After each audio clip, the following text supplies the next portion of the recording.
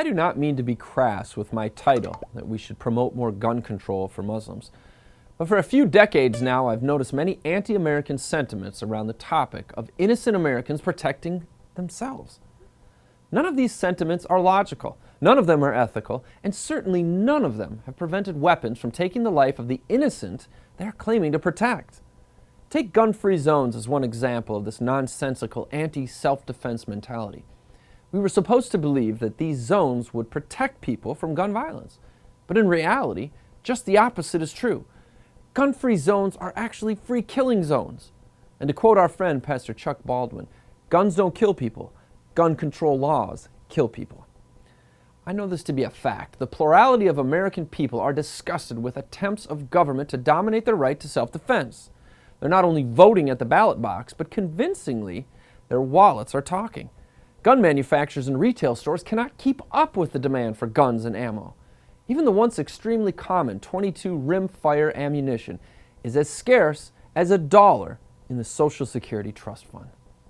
If anyone is to begin discussing the topic of Americans' right to bear arms, we must understand it has never been the government's responsibility to protect us as individuals.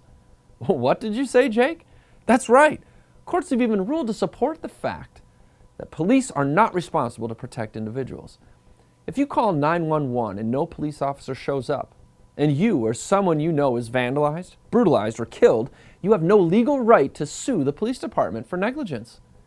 You see, it has always been the people's responsibility to protect themselves. The government's responsibility is to protect the right of the people to protect themselves. The promulgation of emotional ignorance has always been the tool to convince people to give up this right of self-preservation in favor of trusting the criminals will give up their crime, and the government can boundlessly protect you. As seen in every single mass shooting, the government is completely incapable of protecting the citizenry from these kind of attacks. If the people do not protect themselves, there is no protection. All gun control laws do is fight or obstruct the people from protecting themselves. This is why state leaders have an obligation to declare any and all federal gun control laws to be null and void, and boldly declare to the people of their states that they will honor and protect the people's right and duty to defend themselves. Since the Constitution is the supreme law of the land, and since the Second Amendment declares that the right of the people to keep and bear arms shall not be infringed, then these gun control measures are not law. Let me repeat, these gun control measures are not law. All those who try to enforce these lawless gun control measures should themselves be arrested and prosecuted for, among other things, conspiring to violate the right of decent, innocent, law-abiding citizens.